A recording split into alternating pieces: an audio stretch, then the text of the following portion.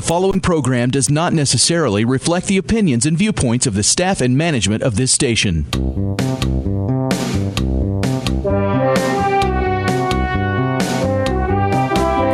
I talk to the animals 'cause I can see animals are always talking to me. They don't speak the language, but I find animals can absolutely read my mind. Birds and rabbits, cats and dogs, horses and cows and snakes and frogs, mice and gerbils and chickens and hogs. Unbelievable dialogue. Try talking to the animals and you'll see animals are special like you and me. Oh, indeed, indeed. Animals are very special like you and me. And this is Speak, brought to you by ARC, Animal Resource Center, your information station for all things about all animals. Welcome, folks. You know, animal awareness is nothing new. It's gone, to use an internet term, ballistic now. National network TV media uses animals almost daily to catch and hold their viewing audience's attention.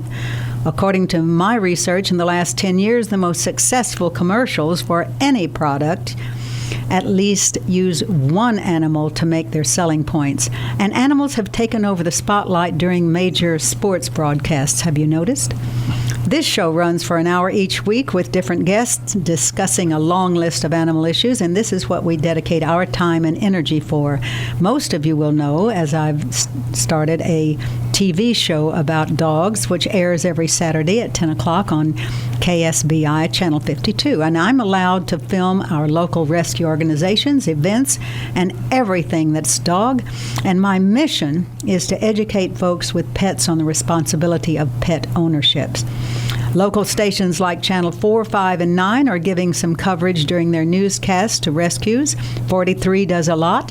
You know, pet events and sometimes trainers are even featured. And God bless them, folks, for allowing animal organizations a chance for the media cover that it takes to get the word out. As Hillary Clinton would say, it takes a village. Did I just say Hillary Clinton? Oh, well. The point is, folks, everyone is becoming aware of the power that animals have connecting with our emotions, bringing out the best in the human side of our nature. And to what end? To sell products, to gain personal attention. But for us, people whose mission it is to increase the quality of animals' lives, this worldwide epiphany for animal awareness is a gift that we've been given, and I pray that there's not a time limit on it. As well-meaning as we are, folks, sometimes people are slow to take advantage of the obvious opportunities that are available to us. But this fact does not apply to our guests today. There is no grass growing under their feet.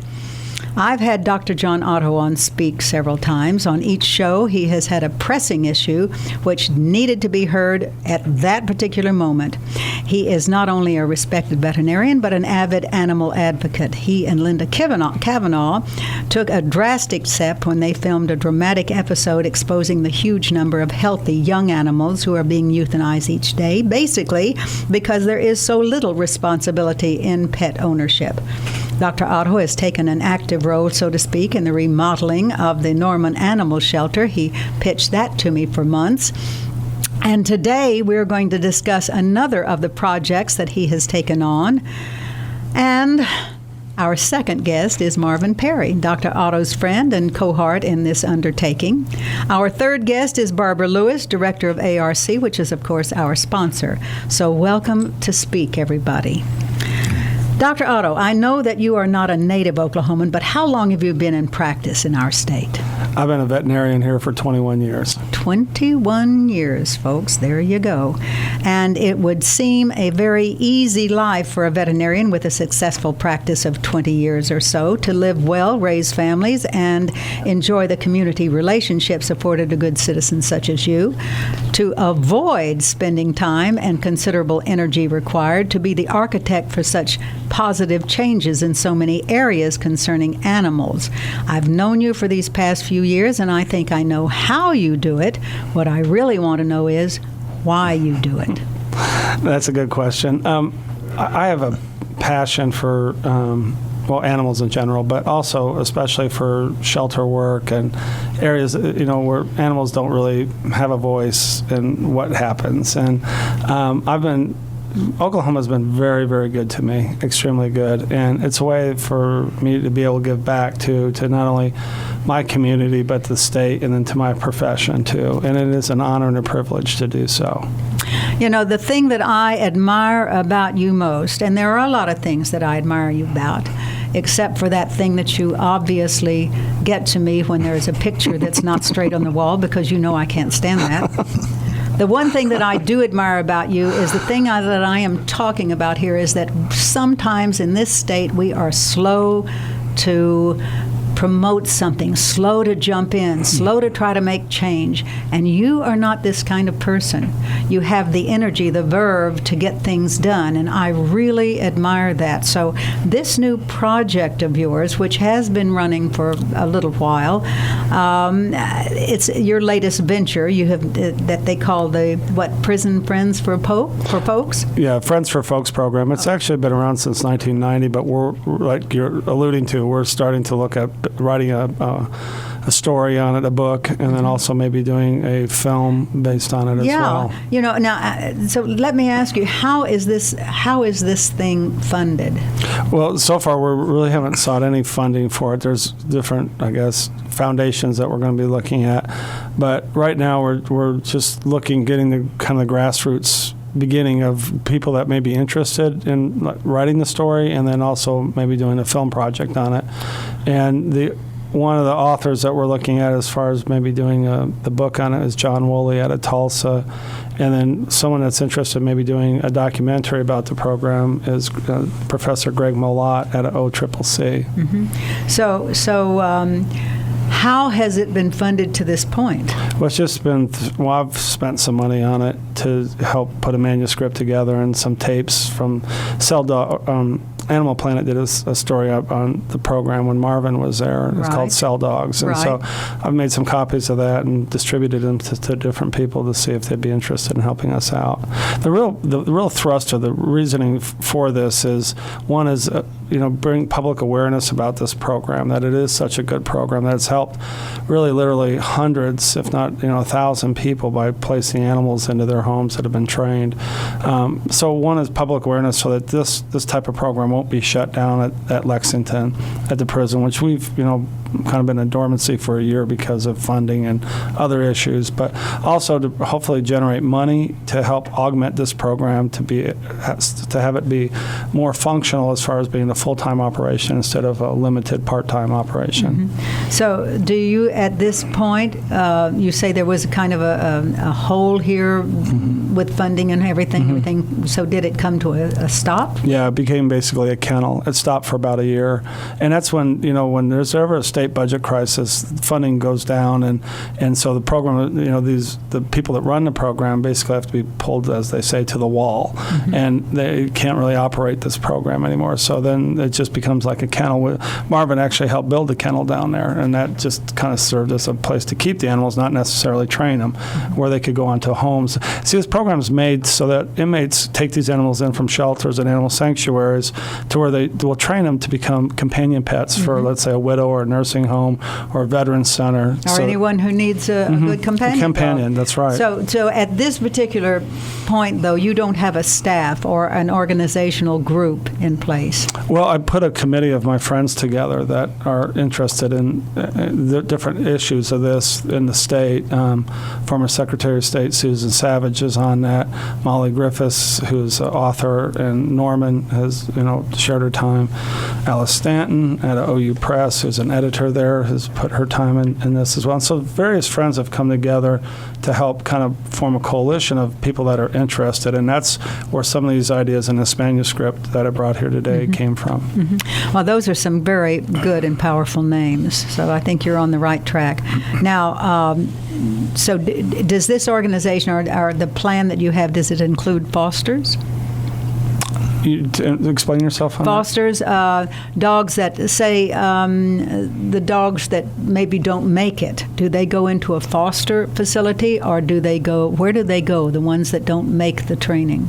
I'm not sure. I'm really not sure. Most of them are selected by a program coordinator, and usually, they're matched with an inmate of whatever likeness that tends to bind them together. And then usually most of them that I have seen have made the program, and then they go on to, like we have a dog from the program. My mother-in-law has got a dog from the program. So they usually go on to a household. And for whatever reason, if it doesn't work, they'll always take them back in. You're talking about taking back into the rescue or the... Oh, back into the prison? Yes. So if they go back into the prison, then they continue training? Mm-hmm. Until they find another home that's suitable. So if a dog isn't totally suitable by the time he gets out, he ought to be very suitable. Yes. Okay, we're going to take a quick break, and when we come back, we're going to find out some more.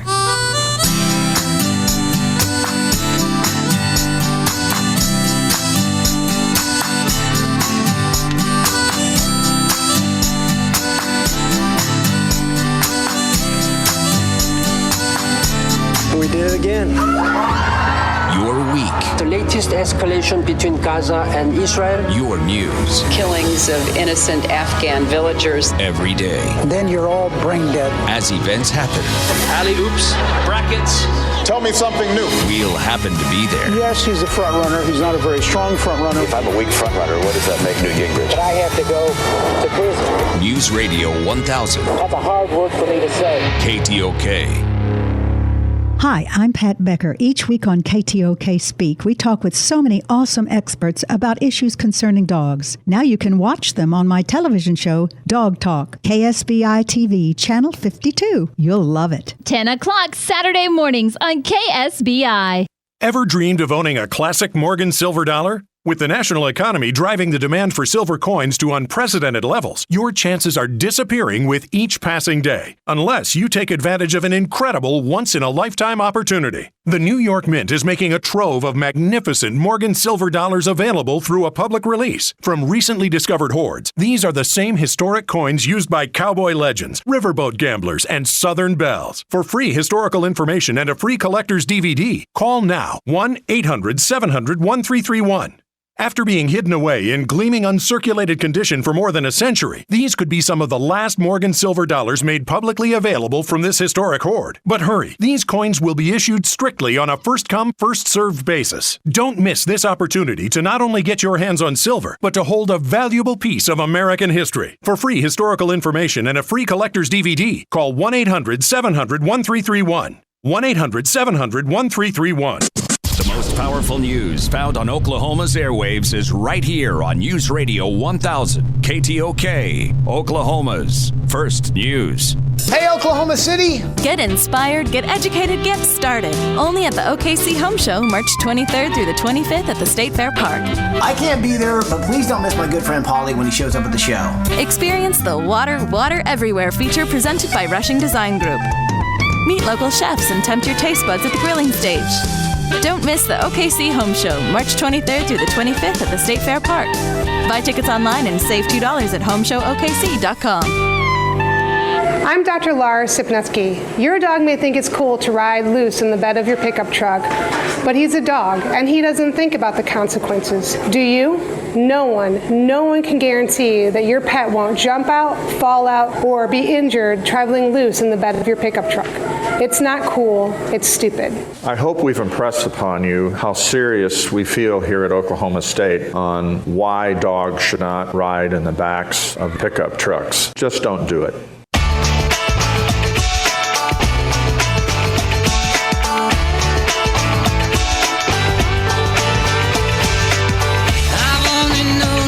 Okay, folks, welcome back. We are talking with Dr. Otto and Marvin and Barbara about this program that is an institutional thing devised for getting dogs adopted and helping out inmates who help train them. You know, the motivation in an endeavor like that is full of complications, Dr. Otto, and running a program like this, you know, according to statistics, many of these programs have been terminated because of the negative flux in the prison environment.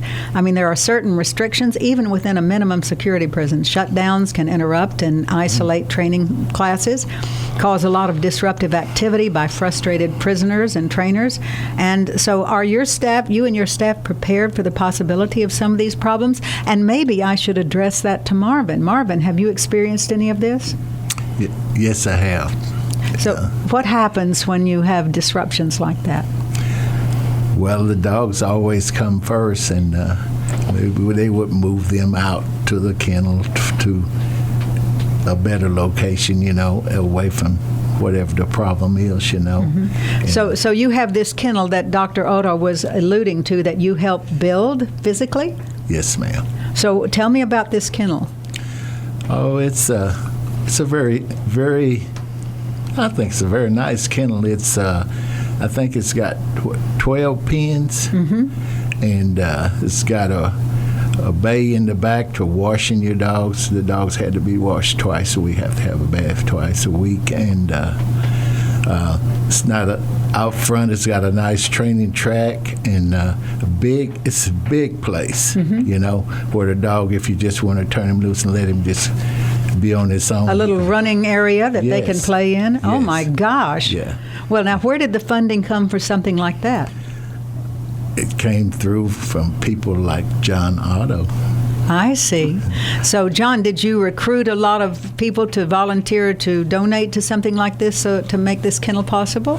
Well, yeah, the original founder was Sergeant Jack Cottrell, was the one that put this together with a mentor of mine, Dr. Grant Turnwald from Oklahoma State University, School of Veterinary Medicine, and they came together, and Marvin was one of the original inmates that helped get this started, and they eventually were able to secure funding. A lot of the bricks used in a kennel are used. They didn't have to buy them. The inmates just cleaned them up and reused them. So there wasn't a whole lot of expense. And that's the other neat thing about this program that I should mention is the overhead on something like this is not huge, because a lot of donations come in when these inmates train the pets to go into homes, or even another program that's there called the HIT program, High Intensity Training Program, where someone who has a problem with their pet can go down and leave it for 30 days and have it trained, and then especially have the owner trained. And the owner needs to be trained just about as much as anything. So anyway, it's a really, once the program's up and running, there's not a lot of overhead or cost to it, because we do get in-kind donations through the work that we do there.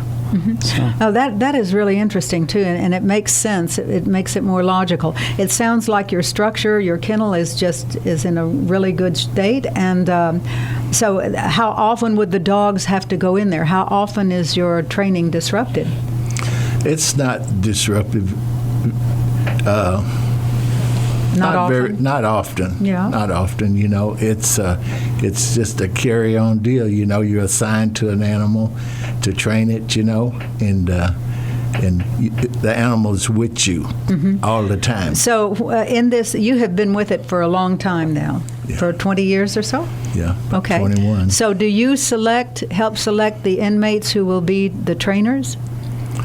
Well, those guys, they have applications to put in, just like you would if you went on a So job. do you review the applications? I look over some of them. Yeah. So the dogs that come in, where do you get these dogs? They come from places like Second Chance and, like that, And it's another place. I can't remember what the name of it is. A lot of shelters and rescues and things like that. So when the dog comes in, the dog is an applique anyway, right? So when he arrives, do you temperament test him? Do you kind of look at his personality? Do you see what problems you're going to have? First thing we do is we assign them all pens and put names on each pen, so you'll know the name of the dog. And then the guys come in and they view the dogs, So they don't know.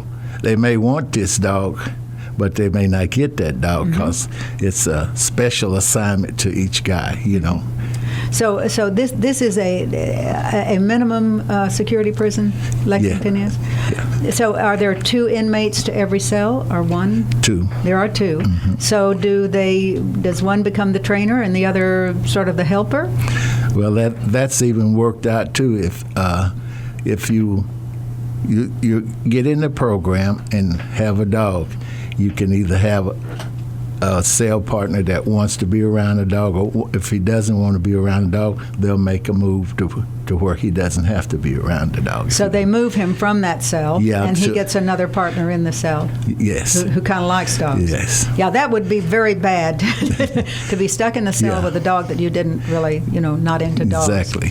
So tell me, you have been down here for this long a period of time. How would you say the success rate is? I would say it's very, very good, with the way that the systems run, where we can get the animals in, because I'd say it's very, very successful. Mm-hmm. So when you do temperament test them, though, right? Or have they been temperament tested at the shelters or the rescues before they come? They go out and they pick the dogs, from the shelter. From the shelter, and bring them to the prison. So the person who picks them, then, who is that? Who would that be? It would be like Jack Cottrell or someone like that. The officer goes out. Okay. So let me ask you then, Dr. Otto, are the dogs medically tested? Yeah, they usually are screened before they get in there from myself or another veterinarian, and they're just we just do the medical aspect of it, and then like Lee Fairchild, who's a program coordinator now, looks at the temperament and the behavioral side of it, and then he also helps match the personality of the animal with the personality of the inmate, because he knows the inmate so well too. Which really helps. Mm-hmm. That would be vital, I would think. It is. So are the selections age specific? Not necessarily, no. So you have older dogs also? We have older inmates too. So what is the general age, the mean age for one of these dogs? They average. That's kind of hard to say because they really don't turn down any. The older dogs, younger dogs. That's training age. So do you select, are they selected as purebreds or mixed breeds or both? They're just, how would you say it? They're dogs. Yeah, just dogs. It's dogs. So are there certain breeds that you avoid? Big ones. Big ones. Yeah, the real large dogs. Large dogs. Real large dogs. Try to keep them around 40 pounds. But say any of the bully breeds, are they brought in? Bully breeds tend not to be because they don't do as well with the other animals. No. That's not because they're necessarily aggressive towards people, but towards other animals they can be. So we have to also watch for the dog-dog interaction. Mm-hmm. Exactly. And another thing also with some of the dogs is a lot of dogs, and bully breeds are one of them, they're very vocal when they play. And a lot of the security people misunderstand and might think that an inmate is encouraging a dog to be aggressive when they're really not. And so rather than take a chance on an inmate having a bad experience with a dog or getting in trouble or whatever, it's just best to avoid those breeds of dogs. Yeah, that makes sense. Now, what is the criteria for graduation? What do they have to be able to do? Wow, they have to be able to sit, stay, come heel, such things as that, and the house broken, and the basic qualifications to be a good companion animal. Be a good companion, yes. So are they taught any tricks? If the training goes well, you can teach them any type of little trick that you want to. That would, would benefit someone, And almost all the guys do teach tricks, Yes. don't you think? Yes, I did. That's the extra. That's kind of the extra bit of fun. Yeah. So, and I can understand that. That's kind of the creative side of it, isn't it? Yeah. Now, do they go ahead? Were you going to say something? But the basic obedience to me is the most important of anything that you do with the dog. Basic obedience. If the dog doesn't mind, He doesn't graduate. Well, the person doesn't either. Yeah. Yeah, they both have to. They pass. both have to pass. Yes, I can see that. That seems logical. It certainly does. So, when it comes time for graduation, do you have a ceremony? Yes, we do. And how is this ceremony conducted? Oh, we're going to have to wait for that answer. We'll be right back.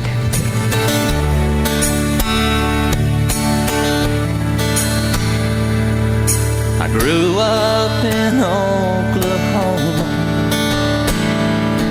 between the hillside and the valley.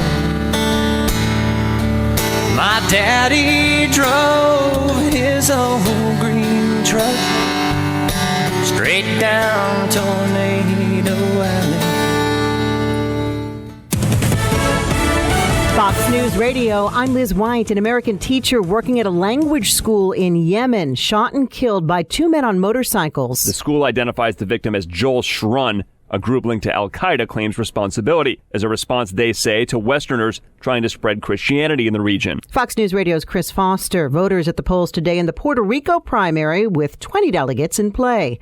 With the average gallon of gas running $3.84, GasBuddy.com says thousands of U.S. drivers living close to Mexico are heading south to gas up. The price for the same gasoline in Mexico, $2.91 a gallon, nearly $1 full cheaper.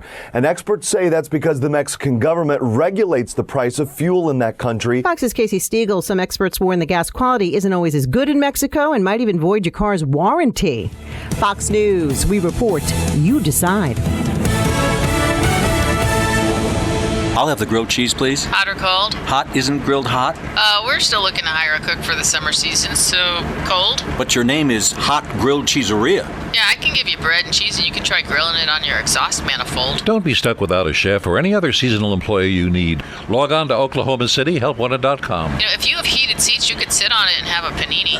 Okay. Post as many jobs as you like in minutes and use as many words as you want for one low price. Oklahoma City, helpwanted.com. Long name, amazing results.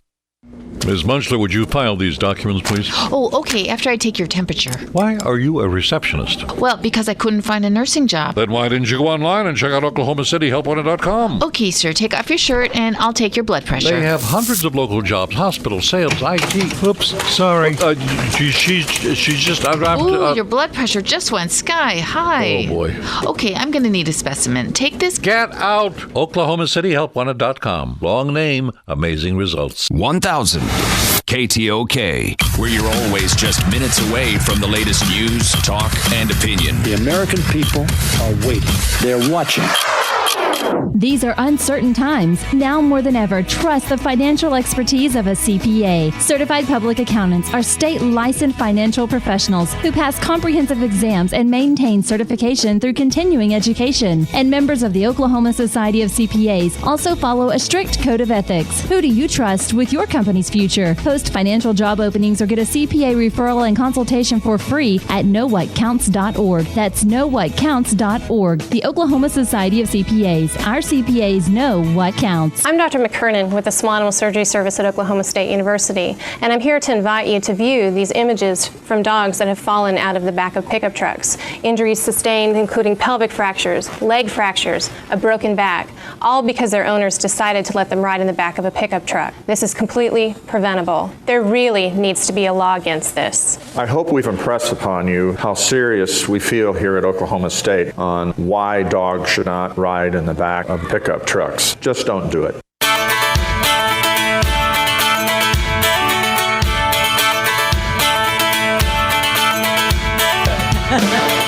Welcome back. You are listening to Speak, brought to you by ARC. I am Pat Becker. And we are talking with Dr. Otto and Marvin, and these guys have devised this wonderful program down at Lexington. And I was going to ask you, Marvin, what do the inmates get out of this? What do they learn when they go through this program? Well, how am I going to put this? They should have. It's disciplined. Mm-hmm. It takes discipline, and you have a program to follow to train the dog, and the program is very well in line, So if you don't have discipline, you can't teach it. Exactly, and so the important thing becomes that someone does follow through, and it makes their life better, makes their life easier, makes their life better, and they understand that in order to make adult choices, you have to have a certain amount of discipline, and this particular program teaches them that discipline. So yes, tell me how it teaches them discipline. Well, it teaches them discipline in a lot of different ways. You're taught to train an animal how to be in society. And how to set goals. And patience, I would imagine, is a big thing. Patience. And how to keep a daily log, training log journal, because all the inmates keep a daily log, and so they can see their progress of their training and see what works and what doesn't work. And then what happens is they ultimately end up creating their own training book that they can go back and refer to. So this was done down at Hobart. Is this done at Lexington? They keep a book? Well, some of the guys kept their books. I kept mine in my head all the time. Just like as long as I've been gone, I've got it in there now. Everything, how to go about it. I can just automatically show someone what a mistake is. Exactly. So you have become not only the director, the so-called director of this, you are the mentor for these people too. Do they come to you if they have problems? Yes, they do. So, and what are some of the problems that they have? The dog not minding, want to jump up, want to do this or want to do that, or want to be aggressive towards someone when he's really not that, because dog, they can sense anything, so that's about exactly. And there are people who can instinctively connect with an animal, and there are people who can't. This is just an accepted thing. Obviously, you have this knack, this instinct, this feeling, so you can do that. Well, I feel like I can. Every dog that I've trained, I've always got him to do whatever that I wanted him to do, So how many would you say you have trained? Goodness, let's see. 20? Over 20. In 20 years, I would think there would be a lot. That's only one a year. So there has to be a lot more than that. Did you have a favorite dog that you trained? Well, when it comes to my training, favorite dog? Mm-hmm. Labradors. Mm-hmm. Oh, in general, the breed in general. Yeah. What about Star? Well, Star was a lab. She had a little mixed with a little pit in her. You know what I'm saying? But there's a dog there that you can put in any type of environment, no matter what. If she's trained well, you can put him in any type of environment, and it works. And you're talking about basically the lab. The lab. Yes, and of course we realize that the labs absolutely can reinvent themselves so well. They are the great adapters of the dog breeds. Yes, they are. There is no doubt about that, and Barbara would attest to that since she uses them in the service dog units, right, Barbara? That's right. They're workaholics. They are. They are. And they listen, and they follow through, and there's probably not another breed around that will accept this kind of discipline that they give. But tell me, among them now, I'm going to pin you down. Did you have a favorite dog? One favorite dog that you said, "Ooh, man, it's going to be hard to let go of this one." Well, I did the first time I did. The first dog that I trained, I did because I didn't really realize what I was doing it for. And then once I seen why the reasons I was doing it, it was easy for me to let them go because I know what the cause was. Exactly. And I will say that I have been to some graduations down in Holdenville, and the inmates had tears in their eyes. And you could see those dogs really were a little trepidatious about leaving them. But you do have to assume that kind of mindset which says, I am sending this part of me out to someone else, and it's a thing of pride. I have done this by myself. This dog and I have connected, and now I'm going to give it a good home, a good forever home. Is that what we're talking about? That's what we're talking about. And that's what most of the guys say, is they feel like that a little part of them leaves with the dog. Yeah. It does. It really does in a way, but it's all about the program, what the dog is for. And this one down at Lexington. So, what's your vision for the future for this? What would you like for it to really be? I would like to see it be sustaining program that there's no cutoff in it, to where it continues year after year after year and continue to bring the dogs in that need the help. Well, 20 years is pretty much of setting the precedence there. Yes, it's have, but it can be better. All right, well, tell me how it can be better. What would you do? First, they need to be funded in the sense of having someone that can be there all the time, not have to go and do something else different, and then come back to it. It needs to be constantly operated by that person. So you're talking about administratively? Administratively, okay. Yes, ma'am. So you have trainers who come in. How often? Well, they have, the program is set up in like 12 weeks, if I'm not mistaken, John. About 13. 13 weeks, and in 13 weeks you can teach a dog a lot, Because you're working every day. You're working every day. And by virtue of those dogs being in their cells, now I'm assuming that they are in the cells with the inmates. Now, by virtue of that, it's a 24/7. It's a 24/7 job. It really is. And the guys that does the greatest job, and they're watched. You may not realize it. They're being watched. That's where your hit trainers come in at. And the hit trainer, if people don't understand what a hit trainer is, he can teach that 13-week class in 30 days, and the dog will be as good as a 13-week dog. That's amazing. It really is. So there again, it is so beneficial for the dogs and for the people. Now, when these dogs are placed, have you ever had one? And I was going to ask you too, how many dogs come into the training each time? It's always 10 to 12 dogs in each training. That's how big the track is, the training track. So it's 10 or 12 dogs for the 13 weeks. Plus, however many hit trainers you have. So the head trainers actually are having a dog too. Yes. They actually have a dog. Yes. And they are then showing, demonstrating a lot of the training that they're doing with the guys while they're doing it. Exactly. So have you ever had one of the dogs fail? Have you ever had to get rid of one of the dogs or not let them graduate, or have to change them for any other thing, any reason? No, we never had one that never passed the class. And maybe the biggest problem with the dogs is when they go to people, sometimes they were lacking on their program what the dog is designed to do. And so explain that to me.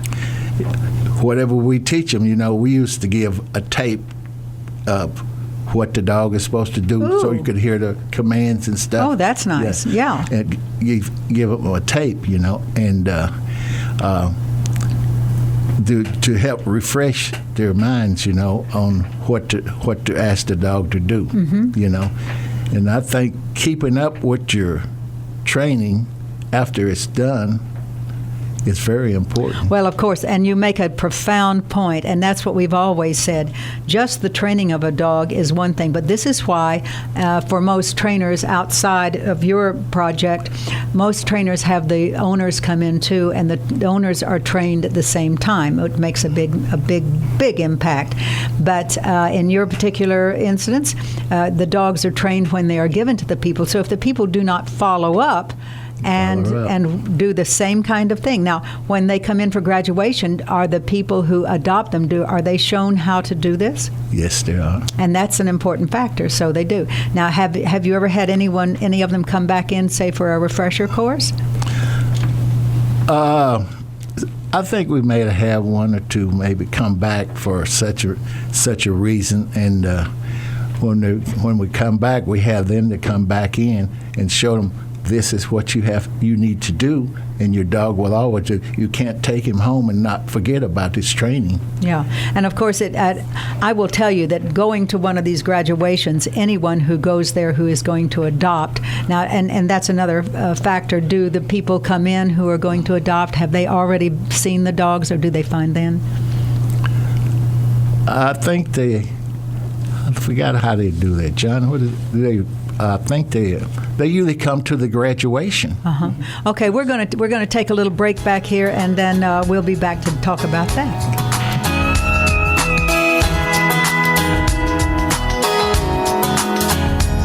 Live on Sunday night, it's Bill Cunningham. Bill Cunningham, the great American. The Southern primaries are now done. It looks as if Mitt Romney is going to be the man. Is it time for the Newtster and others to drop out and simply say, Mitt, you are the man? Organize behind him and see if he can beat Obama. I'll tell you what, that's smart advice. Let's talk about it this Sunday Night Live with the great American, Bill Cunningham. Willie. Tonight at 9 on News Radio 1000 KTOK. Hi, I'm Pat Becker. Each week on KTOK Speak, we talk with so many awesome experts about issues concerning dogs. Now you can watch them on my television show, Dog Talk, KSBI TV, Channel 52. You'll love it. 10 o'clock Saturday mornings on KSBI. I'm Nick Soboleski, a SelectQuote agent with a true story of how SelectQuote goes to bat for you buying term life insurance. A while back, a man called me who had prostate cancer. He asked if I could beat a very high quote another life insurance agent had given him. I said, let me see. Well, I took his pertinent information, then shopped the highly rated, price-competitive companies we represent, and found one who pre-approved him for a premium way below what he had been quoted. When it comes to term life insurance, no other company touches SelectQuote's experience and expertise in finding the right policy at the right price for almost anyone. How about you? For your free quote, just call 1-800-400-4204. That's 1-800-400-4204. 1-800-400-4204. Or go to SelectQuote.com. We shop. You save. To stay ahead of the storm, tune first to News Radio 1000 KTOK and the Forewarned Storm Team.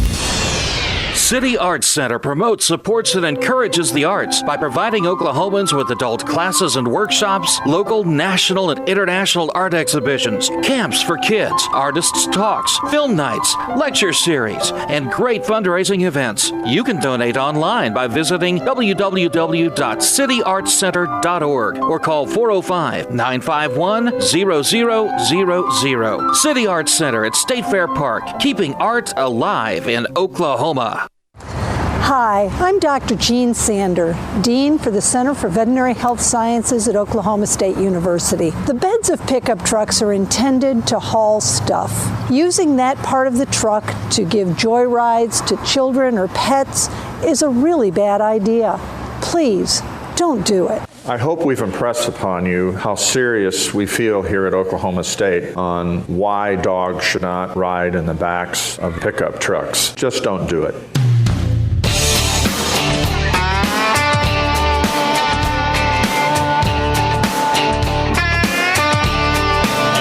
Welcome back, folks. You are listening to Speak, brought to you by ARC Animal Resource Center, and we have been talking with Dr. Otto and Marvin and Barbara Lewis about this new program, or it's not that new, but has been brought to our attention that is a kind of a reoccurring need for funding and to get people interested in. There's going to be a film done on it, a documentary, and we were talking about the importance of, Marvin was saying that when these dogs are taken home, what is the most important thing needs to happen?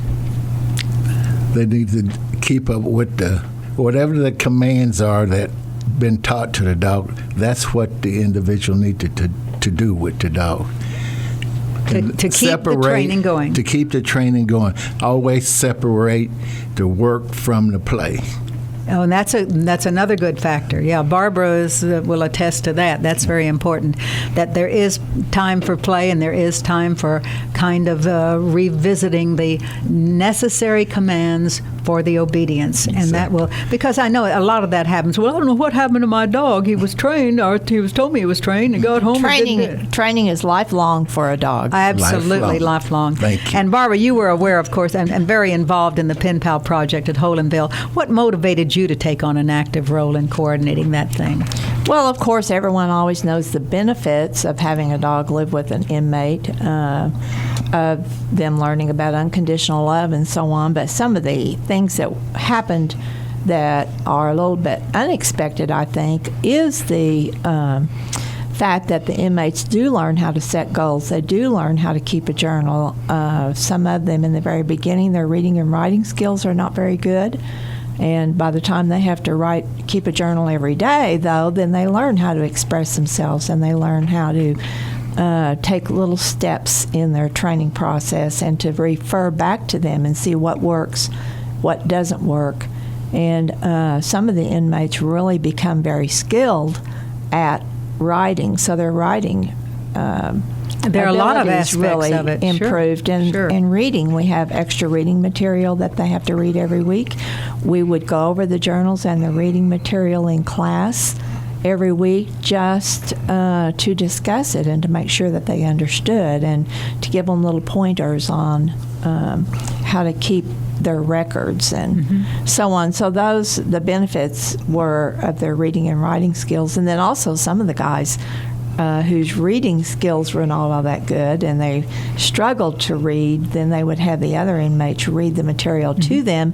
And so then they were doing a lot more teamwork, a lot more cooperation with each other, doing things together, which was also a huge benefit. A huge benefit. And what about the author of the book that has just been... one of our inmates wrote a book. It's now available on Amazon. It's called Saved by the Dogs, The Story of the Dog Men, and it's just a story that he wrote about his experiences with the program while he was at Holenville.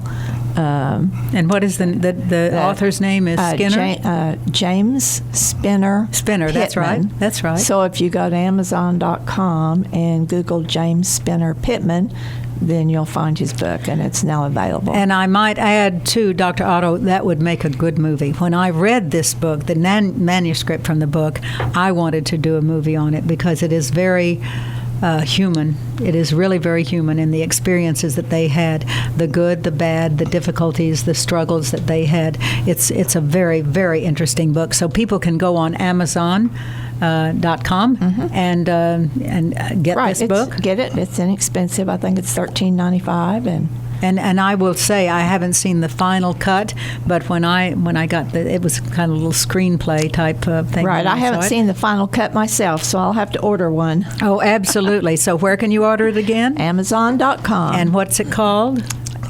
Saved by the Dogs. Saved by the Dogs. The Story of the Dog Men. That's what the...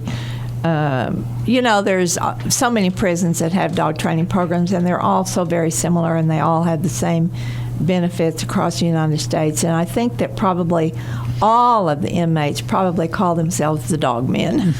So if you were giving a piece of advice to the Lexington facility, having had the experience that you had, what would you say?